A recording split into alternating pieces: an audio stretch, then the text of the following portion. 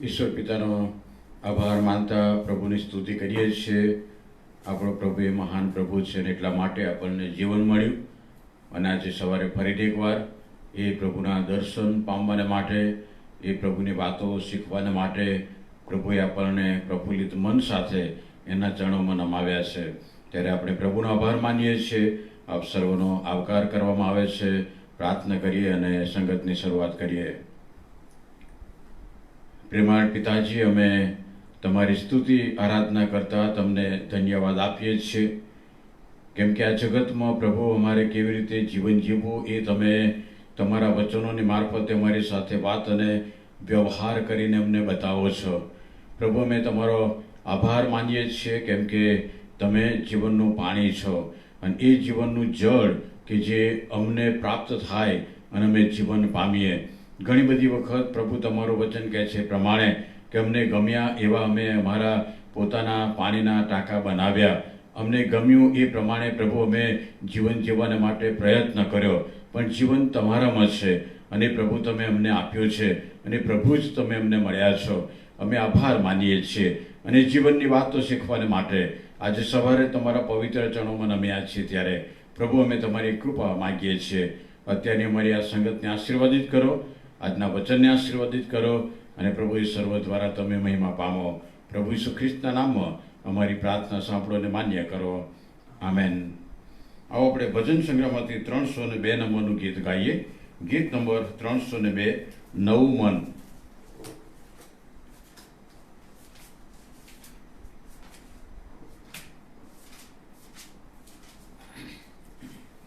ઈસુ સામતારું મનવું કરનારું, મારું મન બદલાવે ને નવું કરાવે. વાલા પાપથી પરવા તારી ઈચ્છા કરવા, નવો ભાવ કરાવે નમ્રતા ઉપજાવે. મુજને નાનો જાણું બીજા મોટા માનું, પોતે થોડું માગું બીજાઓને આપું. ગર્વ મનથી કાઢી પોતાપણું પાડી, મન ઉદાર કરાવો દયામાં ચલાવો. તારા માર્ગો ચાલું તારે પગલે ચાલું, માટે શક્તિ આપો સતને માર્ગે સ્થાપો. ઈસુ શક્તિ તારી મન નવું કરનારી, મારું મન બદલાવે ને નવું કરાવે. પ્રભુના વચનો આપણે વાંચીએ. બીજો તિમોથી તેનો બીજો અધ્યાય, તેની 11, 12 ને 13 કલમ પ્રભુના વચનોમાંથી આપણે વાંચીએ. તિમોથીને બીજો પત્ર, તેનો બીજો અધ્યાય અને તેની 11મી કલમથી 13મી કલમ સુધી. મારા બાઇબલ પ્રમાણે પાન નંબર 210, નવા કરારમાં પાન નંબર 210, તિમોથીનો બીજો પત્ર, બીજો અધ્યાય અને 11મી કલમથી આ પ્રમાણે પ્રભુનું વચન છે. આ વચન વિશ્વાસ કરવા યોગ્ય છે. જો આપણે તેની સાથે મૂવા તો તેની સાથે જીવીશું, પણ જો આપણે અંત સુધી ટકી રહીએ તો તેની સાથે રાજ પણ કરીશું. જો આપણે તેનો નકાર કરીએ તો તે આપણો નકાર કરશે, પણ જો આપણે અવિશ્વાસી હોઈએ તો પણ તે વિશ્વાસુ રહેશે. તે પોતાનો નકાર કરી શકતો નથી. આ પ્રભુનું વચન છે. આજના વચનનો આશીર્વાદ પ્રભુના સેવકની મારફતે પ્રભુ આપણને આપો. આમેન. આ સમય રેવરન્ડ શરદ સાહેબને આપીએ છીએ. વચનના મનનમાં આપણને દોરશે.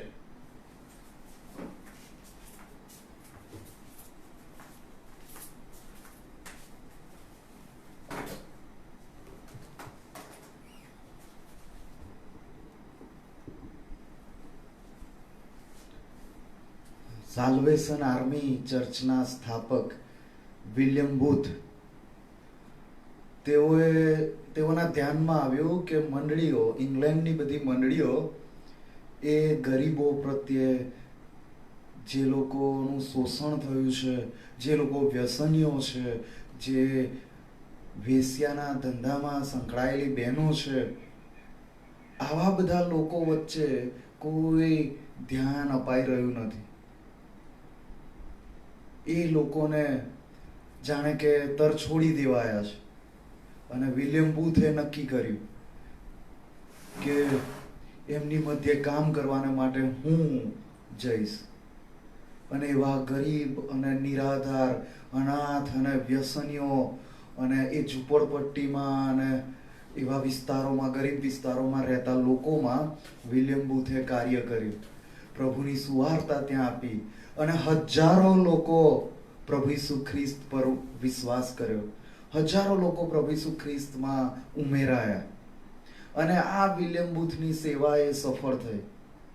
હવે જ્યારે વિલિયમ બૂથ 80 વર્ષની આસપાસની ઉંમર હતી, એમની ઉંમર 80 વર્ષની હતી, ત્યારે એમને આંખોની તકલીફ થઈ અને થોડા સમય માટે એમને દેખાતું બંધ થઈ ગયું.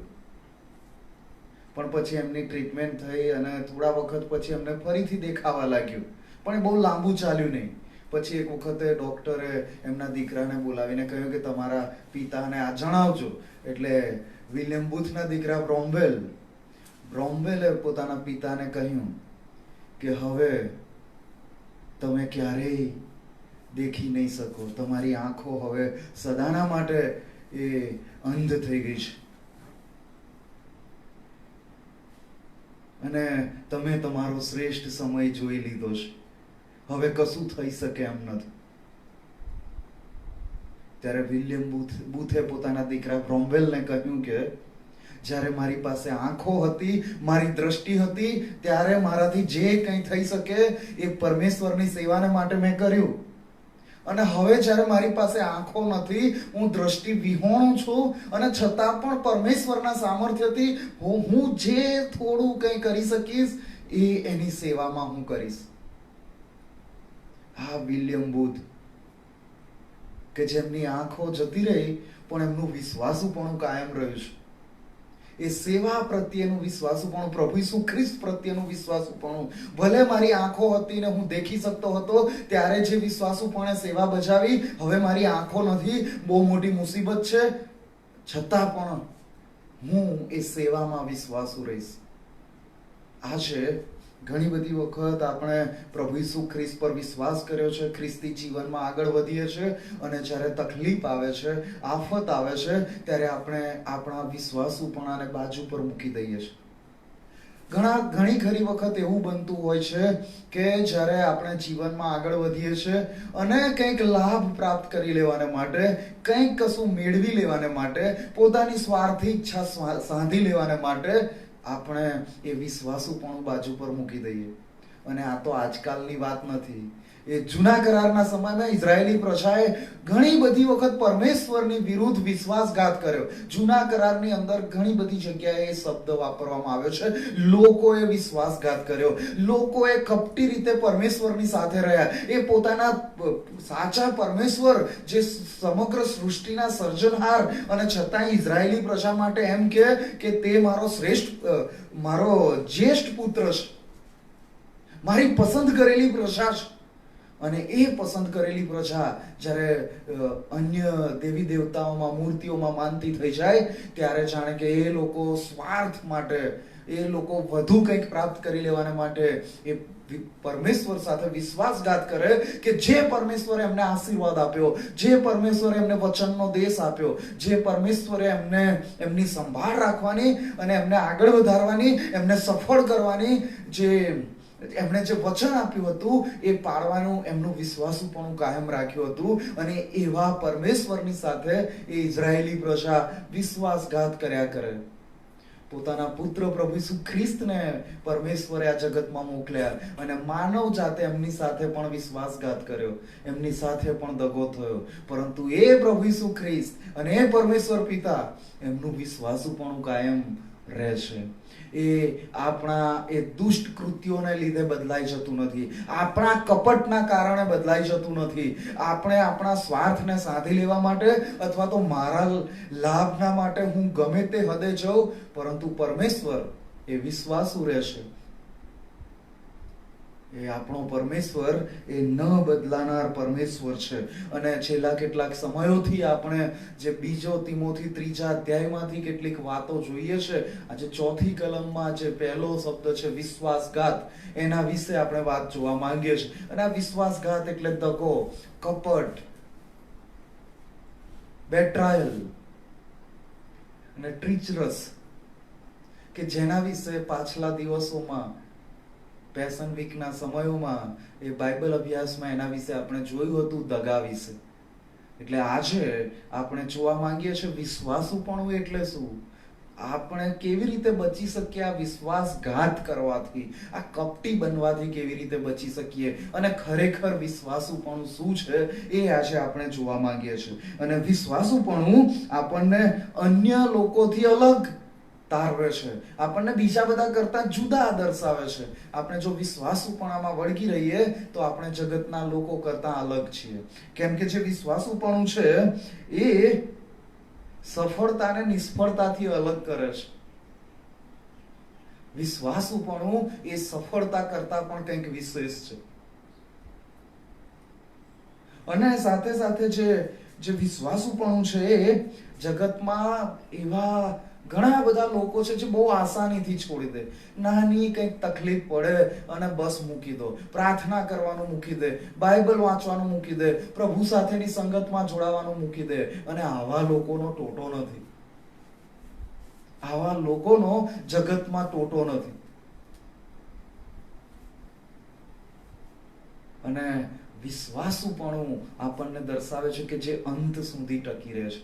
છોડી દેનાર લોકો નહીં, પણ જે અંત સુધી ટકી રહે છે એવા લોકો. અને આ વિશ્વાસુપણું એ આપણને જવાબદાર વ્યક્તિ બનાવે છે. કેમ કે હું વિશ્વાસુ છું, હું વિશ્વાસુપણાથી વર્તું તો હું જવાબદાર વ્યક્તિ છું. હું બે જવાબદાર રીતે વર્તી ન શકું. અને બે જવાબદાર જે લોકો હોય એમનાથી આપણને જુદા પાડે છે. આ વિશ્વાસુપણું આપણને થોડા પરિપક્વ બનાવે છે, પરિપક્વ બનાવે છે. અને જે લોકો આસાનીથી હલી જાય, આમ તેમ થઈ જાય, ભટકી જાય, એવા લોકોથી આપણને અલગ તારવે છે. અને આ વિશ્વાસુપણું એ આપણને જગતના પાપી લોકોથી અલગ કરે છે.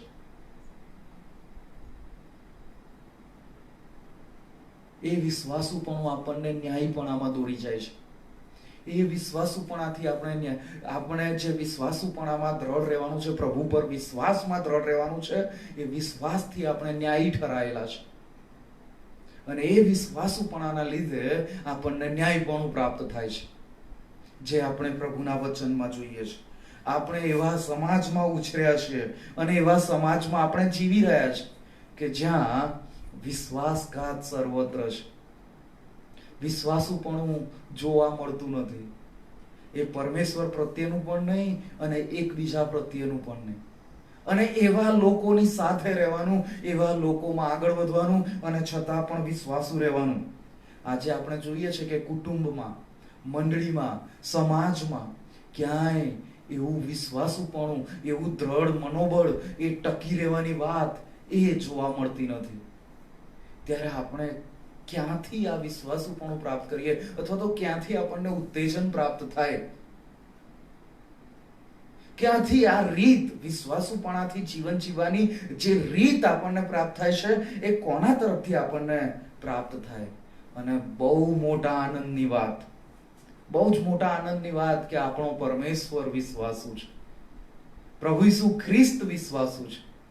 અને એ પ્રભુ ઈસુ ખ્રિસ્ત તરફથી અને પરમેશ્વર તરફથી આપણે એ વિશ્વાસુપણું શીખી શકીએ છીએ.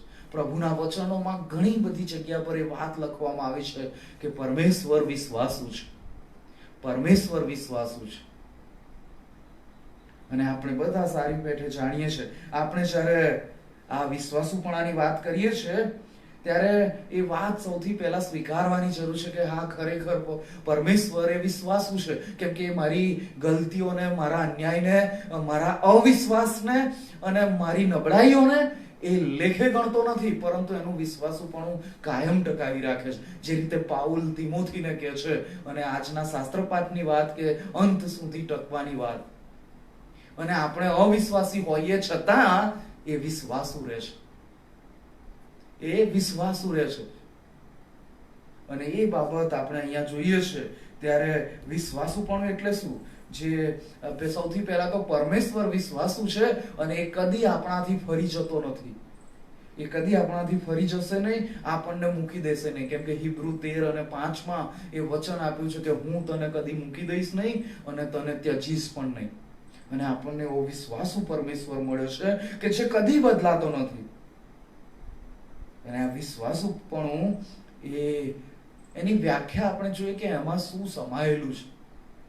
તો વિશ્વાસુપણામાં એ અધિકૃત બાબત સમાયેલી છે, જેમાં સત્યતા સમાયેલી છે, એમાં વાસ્તવિકતા સમાયેલી છે, એમાં ચોક્કસતા સમાયેલી છે. ચોક્કસ બાબત એ એમાં સમાયેલી છે કે દ્રઢતાથી અને મક્કમતાથી સમર્પિત રહીને જે સંબંધો છે એને નિભાવવા. એ પરમેશ્વર સાથેનો સંબંધ નિભાવવો દ્રઢતાથી, મક્કમતાથી, સમર્પિત થઈને અને એકબીજા સાથેનો સંબંધ નિભાવવો. એ બાબત વિશ્વાસુપણું દર્શાવે છે. અને વિશ્વાસુપણું એટલે એવું જોડાણ કે તેને તોડી ન શકાય. એકબીજા પ્રત્યેનો એવો વિશ્વાસ, એવો ભરોસો કે જેને કોઈ તોડી ન શકે. અને જો એ તૂટી જાય તો એને વિશ્વાસુપણું ન કહેવાય. પછી ત્યાં એ વિશ્વાસઘાત આવે, ત્યાં એ દગો આવે અને ત્યાં સંબંધોમાં ભંગાણ સર્જાય. પણ લોંગ લાસ્ટિંગ રિલેશનશિપના માટે, લાંબા સમયના સંબંધોના માટે વિશ્વાસુપણું એ અનિવાર્ય છે. એકબીજા પર વિશ્વાસ કરવો એ અનિવાર્ય છે. અને એવું સમર્પણ, આ વિશ્વાસુપણામાં એવું સમર્પણ સમાયેલું છે કે કોઈ પણ કિંમતે વળગી રહેવાનું. એ ગમે તેવી પરિસ્થિતિ આવે છતાં પણ એકબીજાને વળગી રહેવાની વાત. અને જ્યારે આ કોઈ પણ કિંમતે ગમે તેવી પરિસ્થિતિમાં વળગી રહેવાની વાત, એટલે એ વિશ્વાસુપણું પ્રેમ વગર શક્ય બનતું નથી. જો પ્રેમ ન હોય તો એકબીજા પ્રત્યેનો ભરોસો, એકબીજા પ્રત્યેનો વિશ્વાસ એ લાંબુ ટકતો નથી. અને પરમેશ્વર આપણા પર પ્રેમ કરે છે માટે એનું વિશ્વાસુપણું પણ કાયમ ટકે છે. અને આપણે જ્યારે જે કોઈ વ્યક્તિને પ્રેમ કરીએ છીએ ત્યારે એના પ્રત્યેનું વિશ્વાસુપણું હું કાયમ રાખીશ. કેમ કે હું પ્રેમ કરું છું અને હું એનો ભરોસો તોડવા માંગતો નથી, એના સંબંધથી અલગ થવા માંગતો નથી. અને માટે હું વિશ્વાસુપણું દર્શાવીશ. એ બાબત આપણને ત્યાં જોવા મળે છે. અને માટે જ આ વિશ્વાસુપણું એ પ્રેમથી શરૂ થાય છે. એની શરૂઆત જ પ્રેમથી થાય છે. વિશ્વાસુપણાની શરૂઆત એ પ્રેમથી થાય છે અને આગળ જતા આ વિશ્વાસુપણું એ પ્રેમમાં વિલીન થઈ જાય. પ્રેમમાં જ એનો અંત આવે, પ્રેમમાં જ એ પરિણમે. એ વિશ્વાસુપણાથી પ્રેમ વૃદ્ધિ જ પામતો રહે, વૃદ્ધિ જ પામતો રહે. અને એ જે વિશ્વાસુપણું જે છે એ આપણા પ્રેમને સાબિત કરે છે કે હું તને વિશ્વાસુ છું કેમ કે હું તને પ્રેમ કરું છું. અને મારું વિશ્વાસુપણું એ વાતની સાબિતી છે કે હું તને કેટલો પ્રેમ કરું છું. હું પરમેશ્વરને કેટલો પ્રેમ કરું છું એ વાતથી સાબિત થશે કે હું પરમેશ્વર પર કેટલો વિશ્વાસ કરું છું, કેટલું વિશ્વાસુપણું હું ધરાવું છું. એ બાબતથી સ્પષ્ટ થશે કે હું કેટલો પરમેશ્વરને પ્રેમ કરું છું. અને એ જ વાત સંબંધોમાં પણ લાગુ પડે છે. પતિ પત્નીનો સંબંધ હોય કે માતા પિતા અને સંતાનોનો સંબંધ હોય કે કોઈ પણ માનવીય સંબંધમાં એ વિશ્વાસુપણું એ પ્રેમને સાબિત કરે છે. પ્રેમને સાબિત કરે છે. અને એટલે જ દગો ત્યાં જ થાય છે, વિશ્વાસઘાત ત્યાં જ થાય છે જ્યાં વિશ્વાસ હોય છે. બીજા બધા દગો આપે, તકલીફ ઊભી કરે, કંઈ પણ રીતે આપણી સાથે સારી રીતે ન વર્તે તો આપણે હળવાશથી લઈ શકીએ, ચલો વાંધો નહીં, એના પાસે તો હું શું અપેક્ષા રાખું. પણ જેને હું પ્રેમ કરતો હોય, જેના પર મેં ભરોસો મૂક્યો હોય, જેના પર હું વિશ્વાસ કરતો હોઉં અને જેના પર મારો પ્રેમ એ હોય ને સૌથી નિકટનો જે વ્યક્તિ છે ને એ જ્યારે મને તકલીફ પહોંચાડે, એ મને દગો કરે ત્યારે સૌથી વધારે તકલીફ પહોંચાડે છે. ત્યારે હૃદય દુખી થઈ જાય કે મેં તારી પાસેથી આવી અપેક્ષા રાખી નહોતી. અને ત્યાં આપણને એ વાતની સાબિતી થાય છે કે વિશ્વાસુપણું પ્રેમ વગર એ શક્ય નથી. અને આ વિશ્વાસુપણું એટલે એવી રીતે જીવન જીવવાની રીત કે કોઈ વ્યક્તિ પર કે પરમેશ્વર પર આધાર રાખી શકાય કે એ મને છોડી દેશે નહીં. અને આજકાલ તો માણસો પર તો આપણે એવો આધાર તો રાખી ન શકીએ. અને પ્રભુનું વચન પણ આપણને કહે છે માણસો પર આધાર રાખવા કરતા યહોવા પર આધાર રાખવો સારો છે. એટલે પ્રભુ પર હું એવો વિશ્વાસ રાખું કે એ મને કદી મૂકી દેશે નહીં, એ મને કદી ત્યજી દેશે નહીં. અને વિશ્વાસુપણું જ્યારે એકબીજા સાથેનું આવે ત્યારે જો બંને પક્ષે વિશ્વાસુપણું હોય ત્યારે એ શક્ય બને છે કે હું તેને કદી મૂકી દેવાનો નથી, એ મને કદી મૂકી દેશે નહીં. અને વિશ્વાસ વગર એ શક્ય બનતું નથી. હું સદાકાળ સદાના માટે હું વળગી રહીશ. અને જો આપણને આવું વિશ્વાસુપણું જે આપણા સંબંધોના માટે લાભદાયી હોય, જે આપણા પરમેશ્વર સાથેના સંબંધો માટે લાભદાયી હોય, તો એ વિશ્વાસુપણું પ્રાપ્ત કરવાને માટે હું ક્યાં નજર દોડાવું? તો જે રીતે મેં શરૂઆતમાં કીધું એ પ્રમાણે કે ઈસુ ખ્રિસ્ત તરફ આપણે જોવાનું છે. વિશ્વાસુપણાનું જીવન જે પ્રભુ ઈસુ ખ્રિસ્ત જીવ્યા છે, પ્રભુ ઈસુ ખ્રિસ્ત જે રીતે જીવન જીવ્યા, પરમેશ્વરને વિશ્વાસુ રહીને, લોકોને વિશ્વાસુ રહીને, એવી જ રીતે આપણે પણ જીવન જીવવાનું છે. હિબ્રુઓને પત્ર 2 અધ્યાય 17મી કલમમાં લખ્યું છે, તેથી તેને સઘળી બાબતોમાં પોતાના ભાઈઓના જેવા થવું જોઈતું હતું, જેથી તે લોકોના પાપનું પ્રાયશ્ચિત કરવાને દેવને લગતી બાબતોમાં દયાળુ તથા વિશ્વાસુ પ્રમુખ યાજક થાય. અને એ પ્રભુ ઈસુ ખ્રિસ્ત આપણા બધાના માટે વિશ્વાસુ પ્રમુખ યાજક થયા છે કે જેમની સમક્ષતામાં આપણે જઈ શકીએ, જેમની પાસેથી એ વિશ્વાસુપણું માંગી શકીએ, જેમની પાસેથી પાપોની માફી માંગી શકીએ, જેમની પાસેથી નવું મન માંગી શકીએ. એ વિશ્વાસુ પ્રભુ ઈસુ ખ્રિસ્તે જે પોતાના ભાઈઓના જેવા થવું જોઈતું હતું એ રીતે થયા, માણસોના જેવા બન્યા, દીન બન્યા, નમ્ર બન્યા. અને છેવટે એ વિશ્વાસુ પ્રમુખ યાજક બન્યા કે જેમના થકી આપણે પરમેશ્વરને પહોંચી શકીએ, આપણે પરમેશ્વરને પહોંચી શકીએ. અને પ્રભુ ઈસુ ખ્રિસ્તે એમનું જીવન એ સમર્પિત કર્યું અને વિશ્વાસુપણે જીવ્યા. અને જ્યારે મુશ્કેલ સમય આવ્યો ત્યારે તેમણે સહન કર્યું, છોડી દીધું નહીં. એ અસહ્ય પીડા, એ કષ્ટમય અઠવાડિયાની વાતો, એ વધસ્તંભ અને વધસ્તંભ પહેલાની સતાવણી, એ અપમાનનો સમયગાળો, એ અસહ્ય કોરડાઓના ઘા અને હાથે પગે ખિલ્લાઓ, માથે કાંટાનો મુંગટ, અને આ બધું પ્રભુ ઈસુ ખ્રિસ્ત જાણતા હતા, પણ એમણે છોડી દીધું નહીં. એ પ્યાલો, એ કડવો પ્યાલો એમણે એ ગ્રહણ કર્યો, એ સ્વીકાર્યો.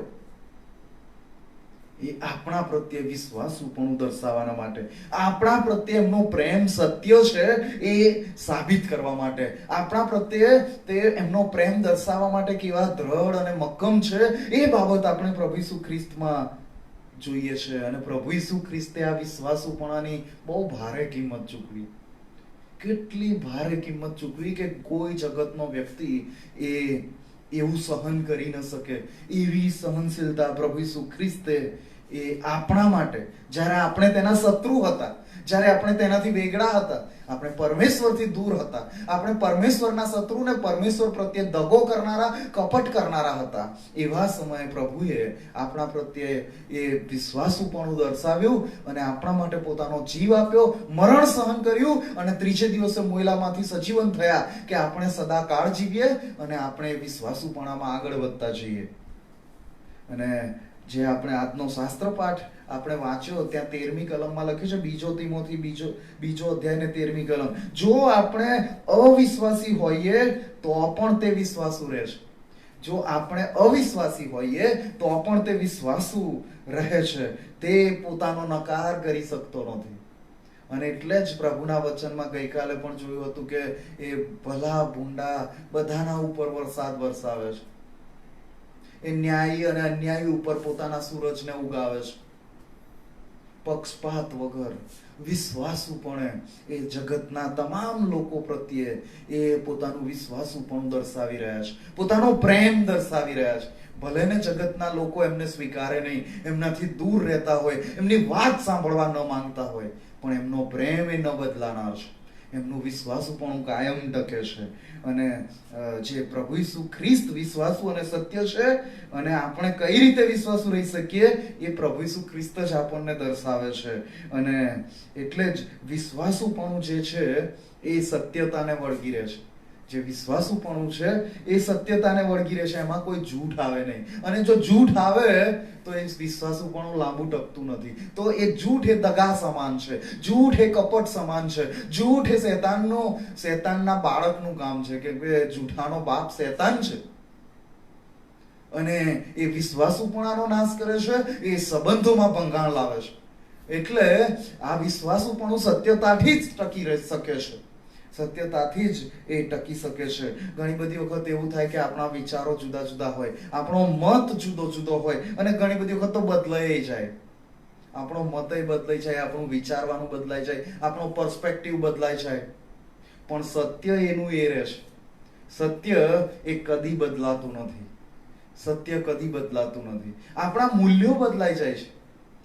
ઘણી બધી વખત આપણે સાંભળ્યું છે કે ઘરડા હોય એ ગાડા વાળે, અને વડીલો પાસે જઈને સલાહ માંગવાની. એ ભારતીય સંસ્કૃતિની રીત આપણે બધા એ જાણીએ છીએ કે વડીલો પાસે જઈને સલાહ માંગવામાં આવતી, વડીલોનું માન જળવાતું, સન્માન જળવાતું, અને એમની સલાહ પ્રમાણે, એમના માર્ગદર્શન પ્રમાણે આગળ વધવામાં આવતું. પણ આજે એક એવા દોરમાંથી, એવા સમયમાં આપણે પસાર થઈ રહ્યા છે કે એ વૃદ્ધ છે, એ તો ઉંમર થઈ ગઈ, હવે એમને ખબર ના પડે. આ એમનો જમાનો નથી, આ એમનો સમય નથી, એમને શું ખબર પડે. અને આજે જુવાનોની સલાહ, આજના સમયના લોકોની સલાહ, આજે લોકોનો દ્રષ્ટિકોણ બદલાઈ ગયો છે. આજે લોકોનો દ્રષ્ટિકોણ અને જીવન જીવવાની રીત બદલાઈ ગઈ છે. પણ વિશ્વાસુપણું તેનું તે જ છે. સત્યતા એ બદલાતી નથી. કે પરમેશ્વર એ કદી ન બદલાનાર પરમેશ્વર છે, પ્રેમ કરનાર પરમેશ્વર છે, અને એનો ગુણ લક્ષણ વિશ્વાસુપણું એ મારે એમાં વળગી રહેવાનું છે. આજે એ જે આ સલાહ લેવાની વાત આવી અને માર્ગદર્શનની વાત આવી, આજે એવા લોકોનો ટોટો નથી કે જે એવી સલાહ આપે કે જેનાથી સંબંધોને સુધારવાનું ઉત્તેજન ન મળે. એવી સલાહ પ્રાપ્ત થાય, આ જગતના જ્ઞાન પ્રમાણેની સલાહ પ્રાપ્ત થાય કે એનો કાયમી ઉકેલના બદલે ટેમ્પરરી, તાત્કાલિક અસરથી ચલો આ ઝઘડો મિટાવો, પણ એ મનમાં જે વિચારો ચાલતા હોય, મનમાં જે પ્રોસેસ ચાલતી હોય, એ યોગ્ય સમયે ફરી પાછું બહાર આવે. જો એને લાંબા સમયના માટે એની ચર્ચા કરીને એની એકબીજા પાસે માફી માંગવામાં ન આવે, તો પછી એ સંબંધો લાંબા ગાળે સમાપ્ત થઈ જાય. અને આજે બધાને એ ટૂંકી બુદ્ધિની સલાહ વધારે સારી લાગે છે. ચલો પડદો પાડી દો, બસ તમારે કશું નહીં કહેવાનું, અમારે કશું નહીં કહેવાનું. પણ પ્રભુનું વચન તો આપણને શીખવે છે, જ્યારે આપણી પ્રાર્થનાઓ સાંભળવામાં ન આવે, યાકૂબના પત્રમાં લખ્યું છે એ પ્રમાણે, ત્યારે તમારા પાપ એકબીજાની આગળ કબૂલ કરો, તમારી ભૂલો એકબીજાની આગળ કબૂલ કરો, કે જેથી કરીને આપણી પ્રાર્થનાઓ અટકાવવામાં ન આવે. એ પ્રભુનું વચન આપણને શીખવે છે. પણ જગતના લોકો કહેશે બહુ વિચારવાનું નહીં, બસ આગળ વધી જવાનું. જીવનમાં નાની મોટી તકલીફો રહેશે, પણ એ નાના નાના શિયાળમાં પછી આખી વાડીને ભેલાડે છે. અને એવી રીતે આજે સંબંધો તબાહ થઈ રહ્યા છે. આજે એકબીજાથી તકલીફ થઈ, હર્ટ થઈ, દુઃખ થયું, તો એ સોરી અથવા માફી અથવા એનું સમાધાન અથવા એ જે કંઈ દુઃખ થયું છે એના વિશેની વાતચીત જો ત્યારે જે રીતે કરી લેવામાં આવે, તો એ લાંબા ગાળે એનો ફાયદો થાય. પણ આપણને જગત એવું શીખવે છે, શેતાન આપણા મનમાં એવી વાત લાવે છે, આવું બધું તો ચાલ્યા કરે, એમાં થોડું સોરી કહેવાનું હોય, એમાં થોડી માફી માંગવાની હોય, એમાં થોડું સમાધાનની વાત, ને આ તો કઈ મારે બહુ મોટો ઝઘડો થોડી થઈ ગયો છે. આવી નાની મોટી વાતો તો રોજે રોજ બનતી રહે, અને એ નાની મોટી વાતો જે રોજે રોજ બનતી રહે છે, એ પછી આપણા સંબંધોને ખલાસ કરી દે. અને આજે મોટા ભાગના કૌટુંબિક ક્લેશોમાં, કૌટુંબિક જે કોન્ફ્લિક્ટ ઊભા થયા છે, સંઘર્ષ ઊભા થયા છે, લોકો જુદા થઈ ગયા છે, એમાં આ જ બાબતે બહુ મોટો ભાગ ભજવ્યો છે. અને એ નાની નાની વાતો એ વિશ્વાસુપણાને અસર કરે છે. એ નાની નાની વાતો કે જેનું યોગ્ય નિરાકરણ નથી થયું, એ સત્યતાને દાબી રાખે છે. સત્ય વાત એ છે કે મને તકલીફ પહોંચી છે, અને એ તકલીફ પર હું મારી જાતે મલમ લગાડ્યા કરું, અને છતાંય કોઈ ફરક નથી પડતો જ્યાં સુધી પ્રભુ ઈસુ ખ્રિસ્તની રીતે એ ઘા પર એની મલમ કરવામાં ન આવે અથવા તો એનો ઈલાજ કરવામાં ના આવે. અને પ્રભુ ઈસુ ખ્રિસ્તની રીતે ઈલાજ કરવો એટલે એ નાની મોટી તકલીફોને સમજવી, એના પર ચર્ચા કરવી, એકબીજાને માફ કરવું. આ ખ્રિસ્તી કૌટુંબિક જીવન છે. આ કૌટુંબિક જીવન છે. આ સત્ય બાબત છે કે જે સંબંધોને લાંબા ગાળા માટે ટકાવી રાખશે. પણ આજે શૈતાન ફાવી ગયો છે. આજે શૈતાન ફાવી ગયો છે કે આપણે નાની નાની વાતોની કાળજી નથી લીધી અને એ નાના નાના શિયાળવાઓએ આપણા સંબંધોને ખરાબ કરી નાખ્યા છે. વાડીઓને ભેલાડી દીધી છે, કુટુંબોને ભેલાડી દીધા છે. આજે આપણે પ્રભુના વચનમાંથી એ શીખીએ છીએ જે પ્રકટીકરણનું પુસ્તક એનો 2 અધ્યાય ને 25મી કલમમાં લખ્યું છે, તો પણ તમારી પાસે જે છે તેને હું આવું ત્યાં સુધી વળગી રહો. આપણી પાસે પ્રભુ ઈસુ ખ્રિસ્તનું નામ છે. એ પ્રભુ ઈસુ ખ્રિસ્તને, પ્રભુ ઈસુ ખ્રિસ્ત પોતે પાછા આવે ત્યાં સુધી વળગી રહેવાનું છે. એ પ્રભુ ઈસુ ખ્રિસ્તમાં વળગી રહેવાનું છે. અને એ જે પાયાના જે સત્યો છે એ બધી વાતોને વળગી રહેવાનું છે. અને જે મહત્વની વાતો, કઈ વાતોને વળગી રહેવાનું છે? પ્રભુ ઈસુ ખ્રિસ્તની વાતો ક્યાંથી આપણને પ્રાપ્ત થશે? તો એ પ્રભુના વચનમાંથી પ્રાપ્ત થશે. એ અધિકૃત છે, અધિકારિત વચન છે. જે પ્રમાણે 2 તિમોથી 3 અધ્યાય 16 અને 17મી કલમ કહે છે, દરેક શાસ્ત્ર ઈશ્વર પ્રેરિત છે. તે બોધ, નિષેધ, સુધારા અને ન્યાયપણાના શિક્ષણને અર્થે ઉપયોગી છે, જેથી દેવનો ભક્ત સંપૂર્ણ તથા સર્વ સારા કામ કરવાને સારું તૈયાર થાય. અહીંયા આ જે બાબત લખી છે કે જ્યારે કોઈ કોન્ફ્લિક્ટ થાય, કોઈ સંઘર્ષ થાય, જ્યારે વિશ્વાસુપણાનો અંત આવે છે એવું લાગે, ત્યારે આ વચનથી એમાંથી બોધ પ્રાપ્ત કરીએ. એમાં જે નિષેધ દર્શાવ્યો છે કે જે નહીં કરવાનું, એ આપણે ત્યાં અટકી જઈએ. જ્યાં સુધારો કરવાનો છે એ બાબત આપણે જોવાની છે. અને ન્યાયપણાનું શિક્ષણને અર્થે જે ઉપયોગી આ બધી બાબતો છે એ આપણે ત્યાં લાગુ કરવાની છે, જે આપણને પ્રભુના વચનમાંથી પ્રાપ્ત થાય. એ પ્રભુના વચનમાંથી પ્રાપ્ત થાય અને આપણે એ વિશ્વાસુપણું જેને આપણે વળગી રહેવાનું છે એ પ્રભુના વચનમાંથી આપણને પ્રાપ્ત થાય છે કે ઈસુ ખ્રિસ્તમાં આપણું તારણ છે. પ્રભુ ઈસુ ખ્રિસ્ત સિવાય બીજું કોઈ નામ છે જ નહીં. જે પ્રમાણે પ્રેરિતોના કૃત્ય 4 અને 12માં લખ્યું છે. પ્રેરિતોના કૃત્ય 4 અધ્યાય અને 12મી કલમમાં લખ્યું છે, બીજા કોઈથી તારણ નથી, કેમ કે જેથી આપણું તારણ થાય એવું બીજું કોઈ નામ આકાશ તળે માણસોમાં આપેલું નથી. માણસોમાં એવું બીજું કોઈ નામ આપેલું નથી જેનાથી તારણ થાય. અને એ પ્રભુ ઈસુ ખ્રિસ્તમાં આપણું તારણ છે. એ પ્રભુ ઈસુ ખ્રિસ્તને આપણે વિશ્વાસુ રહેવાનું છે. એ પ્રભુ ઈસુ ખ્રિસ્ત પર વિશ્વાસ કરીને વિશ્વાસના કૃત્યોમાં આગળ વધતું રહેવાનું છે. અને આપણે જીવનમાં જે બધી વાતો, જીવનમાં જે બાબતો, જીવનના જે વાના, જીવનની વસ્તુઓ, આ જગતના વાના, એને આપણે બહુ મહત્વ આપી દીધું છે. પરંતુ એ વ્યક્તિ કરતા મહત્વનું નથી. એક વ્યક્તિ કરતા વાનાઓ મહત્વના નથી. પણ આજે ઉલટું થઈ ગયું છે. આજે ઉલટું થઈ ગયું છે. આજે વાનાઓ પ્રાપ્ત કરવા માટે, આજે રૂપિયા પ્રાપ્ત કરવા માટે, આજે ધન સંપત્તિ પ્રાપ્ત કરી લેવાને માટે થઈને એ સંબંધોમાં વિશ્વાસુપણું જળવાય કે ન જળવાય એની તકેદારી લેવામાં આવતી નથી. એને વિશ્વાસુપણાના ભોગે, એકબીજાની સાથે સમય વિતાવવાના ભોગે મારે ધન સંપત્તિ પ્રાપ્ત કરવી છે. મારા સંબંધો પરમેશ્વરની સાથે વિશ્વાસુપણે ટકી રહે એ બાબતોને નજરઅંદાજ કરીને પણ મારે ધનવાન બની જવું છે. મારે પરમેશ્વરની સાથેની સંગતમાં હું જોડાઈ શકું કે ન જોડાઈ શકું, મારે ધનવાન બનવું છે. મારે ઘણું બધું પ્રાપ્ત કરી લેવું છે. મારે ઘણું હાંસિલ કરી લેવું છે. અને આપણે એ પરમેશ્વરથી વિશ્વાસુપણે આપણે એમની સાથે જોડાયેલા રહી શકતા નથી. અને માથીની લખેલી સુવાર્તા 6 અધ્યાયમાં બહુ સ્પષ્ટ વાત લખી છે.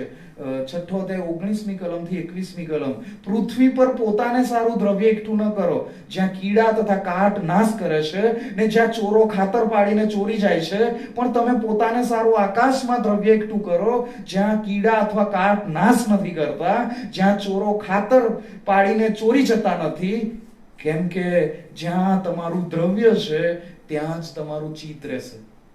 જ્યાં તમારું દ્રવ્ય છે ત્યાં જ તમારું ચિત્ત રહેશે. અને આ દ્રવ્ય આપણને પ્રભુ સાથેના આપણા સંબંધમાં એ વિશ્વાસુપણે આગળ વધવામાં અડચણરૂપ બને છે. આપણને અડચણરૂપ બને છે. અને આપણે એ વાત ભૂલી જઈએ છીએ કે જગતમાં જે કંઈ છે સઘળું પરમેશ્વરનું છે.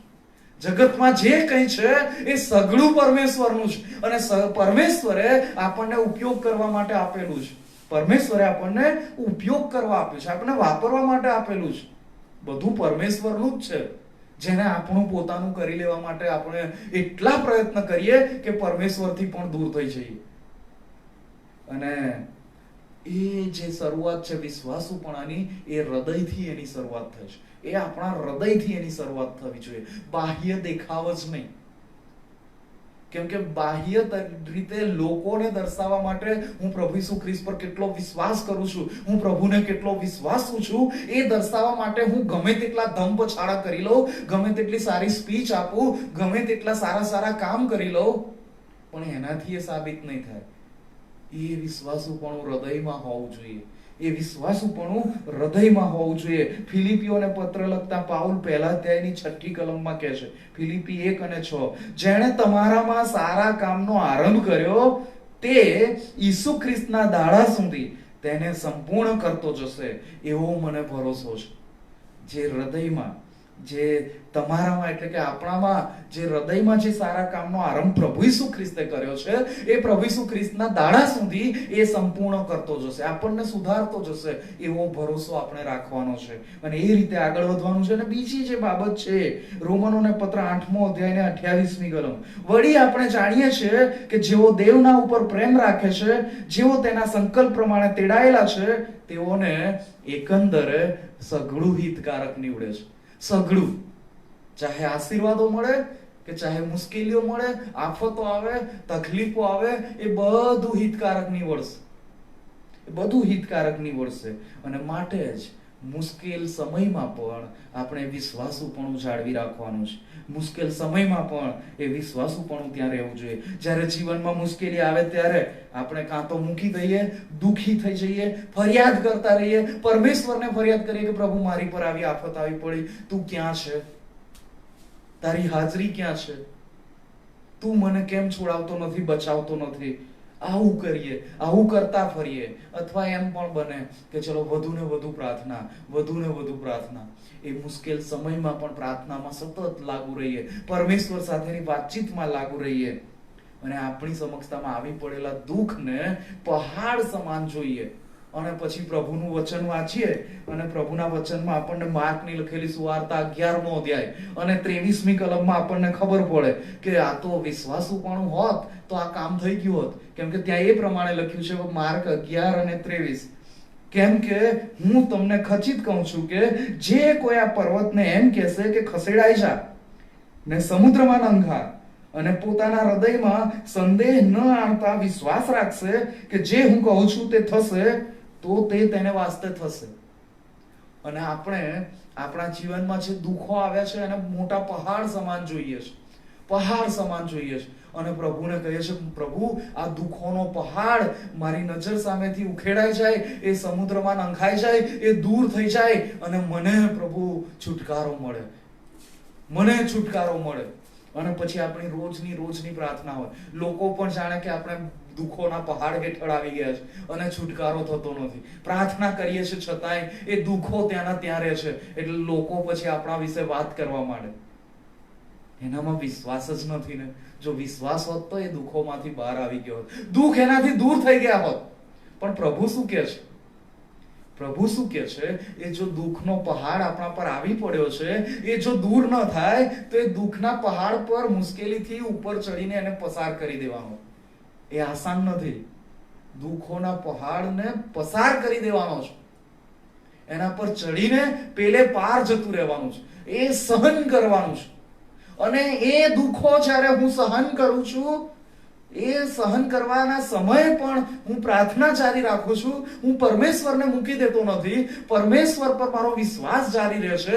એ ખરું વિશ્વાસુપણું છે કે દુઃખ આવી પડ્યું, તકલીફ આવી પડી, મુશ્કેલ સમય આવ્યો ત્યારે મૂકી દીધું નથી. એ સાચું વિશ્વાસુપણું છે, જેમાં આપણે વિશ્વાસુ માલુમ પડીએ. અને બાઇબલમાં એવા લોકો, એવા ઘણા બધા લોકોની વાતો કહેલી છે કે જે મુશ્કેલીના સમયમાં અડગ રહ્યા. મુશ્કેલીના સમય, એને બહુ લાંબુ લિસ્ટ આપેલું છે. હિબ્રુઓને પત્ર 11મો અધ્યાય 32મી કલમથી 39મી કલમ, અને આખો અધ્યાય એ વિશ્વાસી વ્યક્તિઓના જીવન વિશે લખ્યું છે. પણ જો આપણે 32મી કલમથી આગળ જોઈએ તો ત્યાં કેટલા બધા નામ આપ્યા છે. એથી વિશેષ હું શું કહું, કેમ કે ગિદ્યોન, બારાક, સામસુન, યફતા, દાઉદ, સમુએલ તથા પ્રબોધકો વિશે વિસ્તારથી કહેવાને મને પૂરતો વખત નથી. એ બધા સેવકો વિશે, પ્રભુના લોકો વિશે વાત કરવાનો પૂરતો સમય મારી પાસે નથી, એમ હિબ્રુઓનો લેખક કહે છે. અને પછી કહે છે, તેઓએ વિશ્વાસથી રાજ્યો જીત્યા, ન્યાયપણે વર્ત્યા, વચનો પ્રાપ્ત કર્યા, સિંહોના મોં બંધ કર્યા, અગ્નિનું બળ નિરર્થક કર્યું. તેઓ તરવારની ધારથી બચ્યા, નિર્બળતામાંથી સબળ થયા, લડાઈમાં પરાક્રમી થયા અને વિદેશીઓની ફૌજોને નસાડી દીધી. આગળ લખ્યું છે, સ્ત્રીઓને પોતાના મરી ગયેલા સજીવન થઈને પાછા મળ્યા. એ પ્રબોધકોએ કરેલા ચમત્કાર, એ વિધવાના દીકરાને જીવતો કરવાનો ચમત્કાર. બીજા કેટલાક રીબાઈને મરણ પામ્યા. એવું નથી કે બધાનાથી પરાક્રમી કામો થયા છે. કેટલાક રીબાઈને મરણ પામ્યા. તેઓએ છૂટકાનો અંગીકાર કર્યો નહીં કે જેથી તેઓ વધારે સારું પુનરુત્થાન પામે. બીજા કેટલાક મસ્કરીઓથી, કોરડાઓથી, બેડીઓથી તથા કેદખાનામાં નંખાઈને પરખાયા. તેઓને પથ્થરોથી મારી નાખવામાં આવ્યા, તેઓને કરવતથી વહેરવામાં આવ્યા, તેઓને લાલચો આપવામાં આવી, તેઓ તરવારથી માર્યા ગયા, તેઓ ઘેટા બકરાના ચામડા પહેરીને ફરતા હતા, તેઓ કંગાલ, રીબાયેલા તથા પીડાયેલા હતા. જગત તેઓને યોગ્ય નહોતું.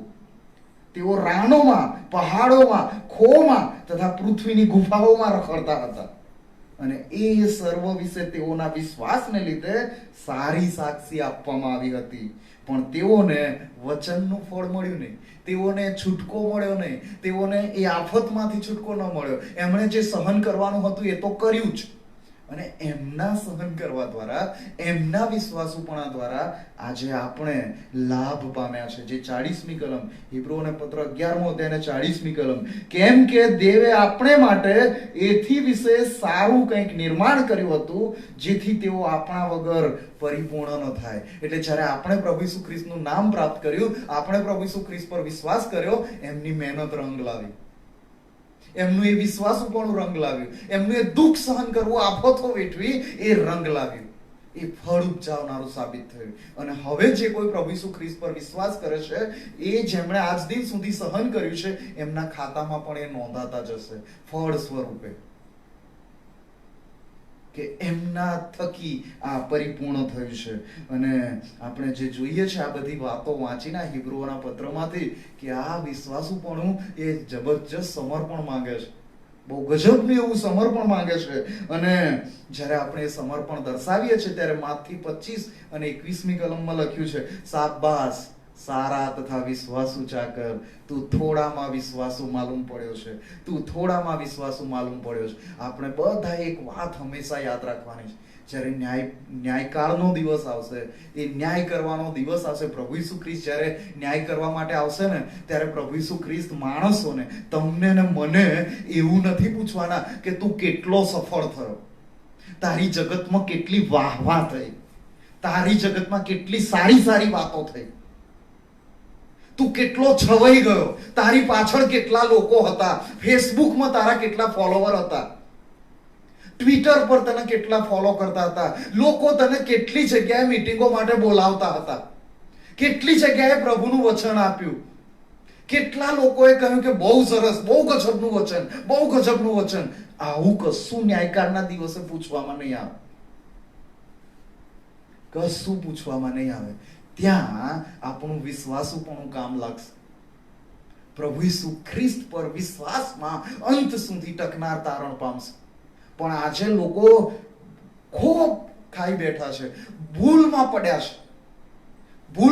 છે, હું કંઈક હાંસિલ કરું તો હું સફળ, અને હું સફળ તો હું સ્વીકાર્ય. સફળ કદાચ જગતના લોકો સ્વીકારશે, પરમેશ્વરનું શું? હું આ પોસ્ટ હાંસિલ કરું, હું પેલી પોસ્ટ હાંસિલ કરું, હું ત્યાં સુધી પહોંચું, હું અહીંયા સુધી પહોંચું, હું આટલું ભેગું કરી લઉં, હું આમ કરી નાખું, હું તેમ કરી નાખું, અને પછી દેવના રાજ્યમાં હું ક્યાં? પ્રભુની હજુરમાં ન્યાયકાળના દિવસે મારી પાસે શું જવાબ હશે? શું પ્રભુ ઈસુ ખ્રિસ્ત મને કહેશે, શાબાશ સારા તથા વિશ્વાસુ ચાકર, તું થોડામાં વિશ્વાસુ માલુમ પડ્યો છે?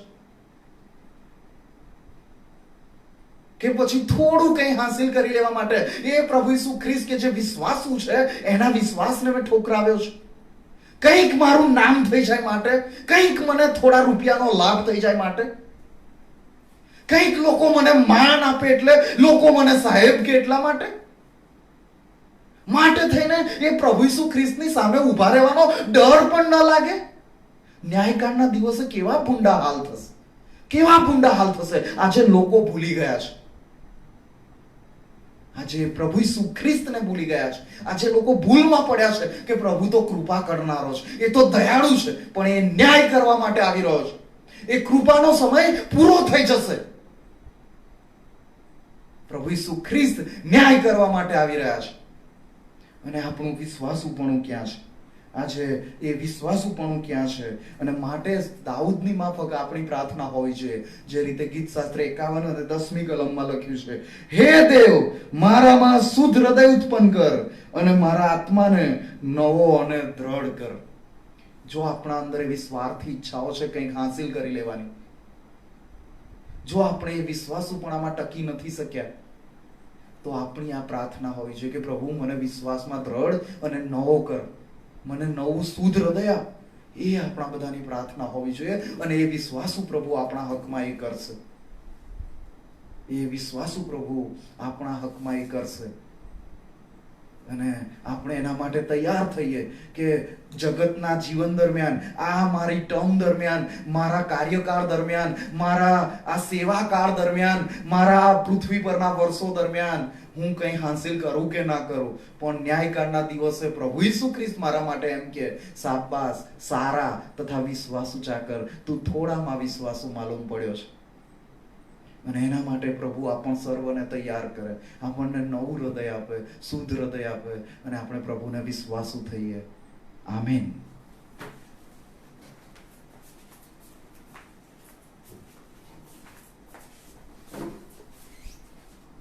કેવી રીતે વિશ્વાસમાં દ્રઢ અને મજબૂત બનીએ પ્રભુના સેવકની મારફતે આપણને બતાવ્યું. આપણે ઈશ્વર પિતાનો આભાર માનીએ છીએ, પ્રાર્થના કરીએ.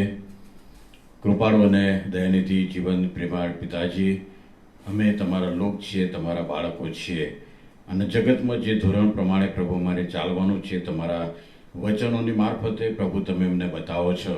અને આજે વિશ્વાસનું જીવન અને અવિશ્વાસી લોકોની વાતો પ્રભુ તમારા સેવકની મારફતે અમને બતાવી, અમને પ્રકાશ આપ્યો, ચેતવણી આપી, અમને દોર્યા. અમે આભાર માનીએ છીએ અને અમારી પ્રાર્થનાની વિનંતી છે, તમે અમને વિશ્વાસ રહ્યા છો એ પ્રમાણે પ્રભુ અમે તમને વિશ્વાસ રહીએ, એકબીજાને વિશ્વાસ રહીએ. માટે પ્રભુ તમે અમને તૈયાર કરો. તમારા વચનની આધીનતામાં પ્રભુ તમે અમને લાવો. આ સમયે પ્રભુ અમે તમારા પવિત્ર ચરણોમાં નમ્યા છીએ, ત્યારે પ્રભુ હાલની અમારી બધી પરિસ્થિતિને અમે તમારી પાસે લાવીએ છીએ. ખાસ કરીને કોરોનાને કારણે પ્રભુ દેશમાં અને આખા વિશ્વમાં જે પરિસ્થિતિ છે એના ઉપર પ્રભુ કંટ્રોલ આવે, અને પ્રભુ તમારી કૃપા થાય, અને પ્રેમાળ પ્રભુ તમારા સગડા લોકો અને જગતના બધા જ લોકો એમાંથી છુટકારો પામે. અને પ્રભુ ઈસુ ખ્રિસ્તમાં સામર્થ્ય છે, પરાક્રમ છે, એ પ્રભુ જગતના લોકો પણ જાણે અને અનુભવે એવું પ્રેમાળ પ્રભુ તમે થવા દો. પ્રભુ અમે પ્રાર્થનાને વિનંતી કરીએ છીએ, કોરોનાને કારણે જેઓ બીમાર છે એ બધાને પ્રભુ તમે સાજાપણું પાડો. એડન ઠાકોરને પ્રભુ તમે સાજાપણું આપી રહ્યા છો. આભાર માનતા સંપૂર્ણપણે તાજગી અને તંદુરસ્તી પૂરા પાડો એવી પ્રાર્થનાને વિનંતી છે. સુમનબેનને માટે અને સુષ્માબેન કે તેમને સાજાપણું આપ્યું, આભાર માનીએ છીએ. મુજીસભાઈને સાજાપણું આપો. જુલિયાબેનને માટે, દીકરી મહિમાને માટે, રેવરન રોબિન્સન સાહેબ તથા તેમના પત્નીને માટે, જયરનભાઈના ટેલરના દીકરીને માટે, રેવરન નવીન મેકવાન સાહેબના દીકરીને માટે, રાજેશ ક્રિશ્ચનને માટે પિતાજી અમારી પ્રાર્થના છે. કોરોનાને કારણે પ્રભુ તેઓ માંદગીમાં છે, ઘરોમાં છે, હોસ્પિટલમાં છે. પ્રભુ તમે તેમને સંપૂર્ણપણે તાજગી અને તંદુરસ્તી પૂરા પાડો. સાથે સાથે પ્રભુ અમારી મંડળીમાં જે વાલાઓ બીમાર છે તેઓના હકમાં અમે તમારી કૃપા માગીએ છીએ. શીલાબેન કનેલસ જોસફને માટે, નીલાબેન કુંજરાવ્યાને માટે, ઈશાકભાઈ જાદવને માટે, સમીર મેકવાનને માટે, રાજ ગાયકવાડને માટે, વાયોલેટબેનને માટે પિતાજી પ્રાર્થના કરીએ છીએ. સેનાના નિવૃત્ત પાળક રેવરન ઇમાનુએલ ક્રિશ્ચન સાહેબને માટે, રેવરન અરવિંદ ખ્રિસ્તી સાહેબને માટે, પરવેજ મસીના માતૃશ્રીને માટે, ઇરમાબેન નિલેશ રાઠોડને માટે, કમળાબેન રાકેશ વાઘેલાને માટે પિતાજી અમારી પ્રાર્થના અને વિનંતી છે. આ બધાને પ્રભુ તમે જે કંઈ તકલીફો છે દૂર થાય અને સંપૂર્ણપણે તાજગી અને તંદુરસ્તી આપો એવી ખાસ અમારી અંતઃકરણની પ્રાર્થના અને વિનંતી છે. અને જ પ્રમાણે પ્રભુ અત્યારે કોરોના વોર્ડમાં તમારા લોક જેઓ જોબ કરે છે, સેવા કરે છે, તેમને માટે પણ પ્રભુ અમે તમારી કૃપા માગીએ છીએ. તમામ તમારા દીકરા દીકરીઓને, તમારા લોકને પ્રભુ તમે સલામત અને સુરક્ષિત રાખજો, તેમની સંભાળ અને કાળજી રાખજો એવી પ્રાર્થના અને વિનંતી છે. મારા સભાઈના દીકરી રૂપલને માટે, જેનેટને માટે, જેનિફરને માટે અને બીજા અન્ય વાલાઓ કે જેઓ મેડિકલ ક્ષેત્રમાં છે અને જેઓ ડૉક્ટર્સ છે, નર્સ છે, મેડિકલ ટીમ છે, તે બધાને પ્રભુ તમે સલામત અને સુરક્ષિત રાખજો. પોલીસ કર્મીઓને પણ પ્રભુ તમે તમારી કૃપા નીચે રાખજો અને કોરોનાની બીમારીથી બચાવજો એવી પણ ખાસ અમારી પ્રાર્થના અને વિનંતી છે. નિજ કૃપા પ્રભુ અમે વિશ્વના તમામ લોકોને માટે માંગીએ છીએ. અમેરિકામાં જે પરિસ્થિતિ છે કંટ્રોલમાં આવે, તોફાનો શાંત થાય તેને માટે પણ પ્રભુ અમે પ્રાર્થના કરીએ છીએ. અને પ્રેમાળ પ્રભુ આ 2 દિવસમાં અમારા ગુજરાતમાં જે વિસ્તારોની અંદર વાવાઝોડું અને વરસાદનો ભય છે એમાં પણ પ્રભુ તમે તમારી કૃપા પૂરી પાડી સલામત રાખજો અને રક્ષણ કરજો અને બધી પરિસ્થિતિ કંટ્રોલમાં પ્રભુ તમે લાવો એવી પણ અમારી પ્રાર્થના અને વિનંતી છે. તમારા તરફ દ્રષ્ટિ કરતા, સહાય માંગતા તમારા સમજ ભુજોમાં સોંપાઈએ છીએ. પ્રભુ ઈસુ ખ્રિસ્તના નામમાં માગીએ છીએ. અમારી પ્રાર્થના સાંભળો અને માન્ય કરો. આમેન. ઈશ્વર પિતા, પુત્ર અને પવિત્ર આત્માનો આશીર્વાદ આપણ સર્વની સાથે, મંડળીની સાથે, પ્રભુના તમામ સર્વલોકની સાથે હમણાંથી સર્વકાળ સુધી હોજો. આમેન.